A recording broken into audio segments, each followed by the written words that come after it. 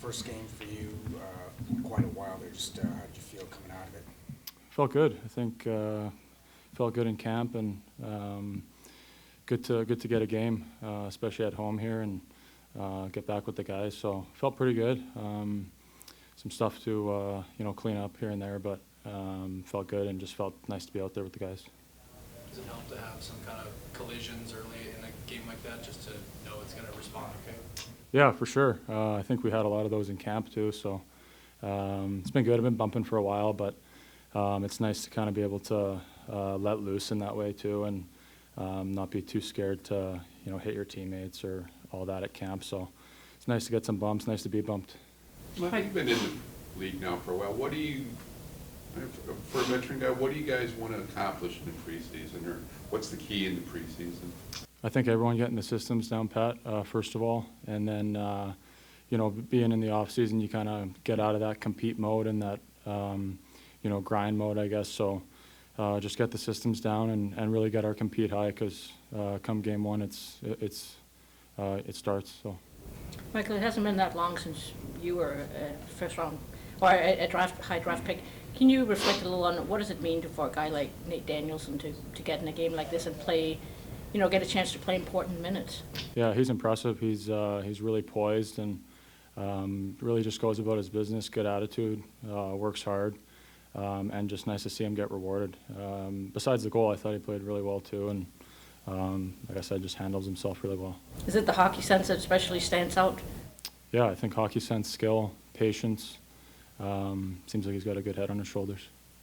What's it like building with the year two of Newsy running everything? It's great. I think year two, I think, is easier on everyone, and kind of know how he operates, the staff operates, and how we operate. So, coming from camp was good and smooth, and we're going to try to have a really good preseason here too. For you, does the chemistry with Kopp and Perron, does that come back fairly quickly? Yeah, I think so. I think it's pretty easy too with two guys like that, two good players and easy players to play with. So it was real nice to be back out there with them. Michael, with the summer to think about it, did the idea of playing wing full time does it become more appealing for this season? Yeah, I think I kind of always say just wherever I'm slotted, I'll do my best. So wing's great. If I'm there, if I'm somewhere else, I'll do my best too. What makes Kopp and Perron easy to play with? I think just their hockey minds, and they know the game really well. Know spots to be in. They know our systems really well, and so it's easy for me to kind of know where they're going to be, and whether it's in coverage or offensive zone stuff, kind of just know where they're going to be, and obviously just good puck movers, good. They have good wall play, all that kind of stuff. Ras, you talk about learning and getting these systems and structure as the preseason goes on. Do you feel like from what you guys worked on in camp that translated pretty quickly tonight? Yeah, I think so. I think like I kind of said, stuff to clean up for sure, but that's just part of it. But I thought maybe preseason game one this year compared to last year, I think it was pretty good and pretty noticeable. I thought we did a pretty good job, and obviously we'll look at it and get better. A recent teammate like Nedeljkovic, does that even register during the game, or is that just something he's just another player on the other team?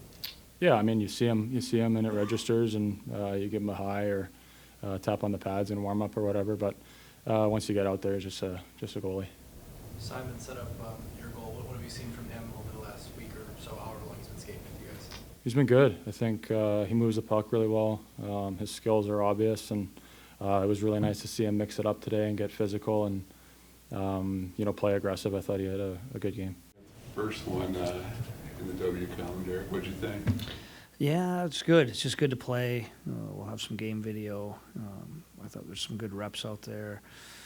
A little sloppy in some areas. 2 goals against from the defensive zone, and some puck play there. Would like to be a little cleaner in some areas, some face-off details, things like that. Just very typical, but for the most part, fairly good.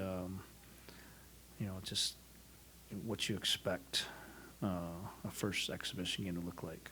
Derek, how valuable is experience like this for a guy like Nate Danielson? I mean, you got him power play time, he was out late in the game, which would be a key situation if it was a regular season game, just being able to give him all that kind of time. Yeah, very valuable, and just building off a good rookie tournament, a good camp in Traverse City, and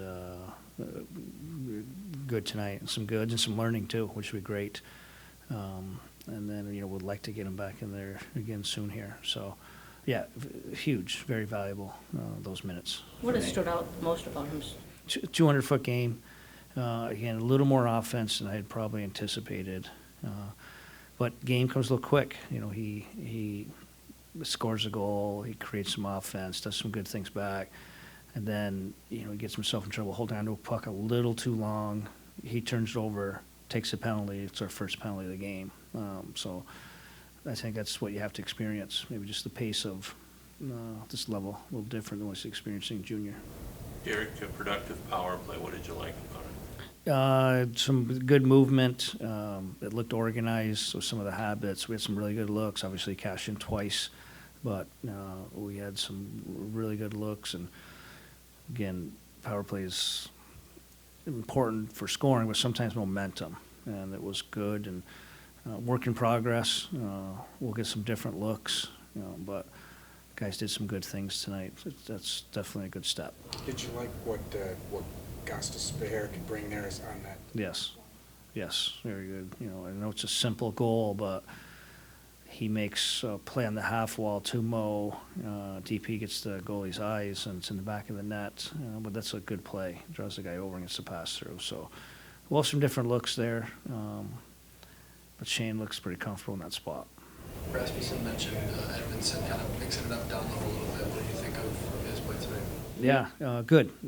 You want him to be heavy. These games are really important, especially him pretty much missing an entire summer of contact. So some positives, some goods. Again, he can do things he just can't teach. But there's still some things in his game he needs to keep growing on.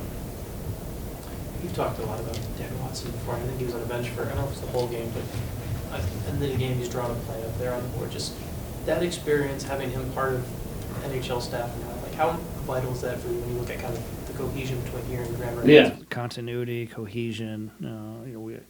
We kind of have a routine. We rifle through every American Hockey League coach through one game on the bench because we think it's a valuable experience.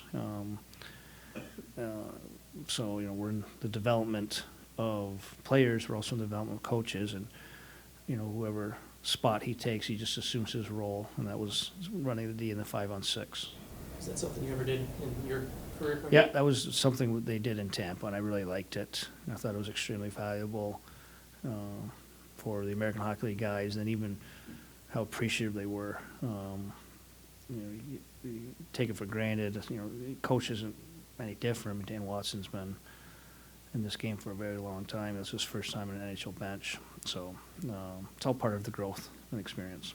What made you think, going back to last season in the first place, Rasmussen and Kopp would work well together? They work. We worked probably backwards off the penalty kill.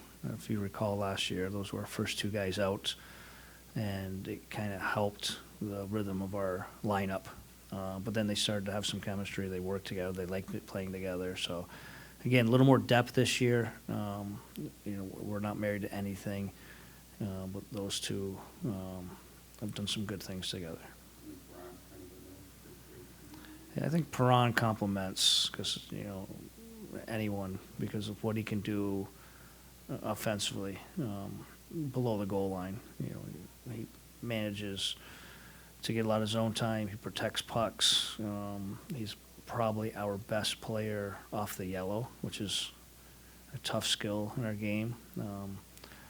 He's definitely our best on the power play, just corralling pucks off the yellow and keeping plays alive. So, yeah, it's still a work in progress. Not married to anything. That was a look we had tonight, and obviously it was similar looks that we saw from Traverse City.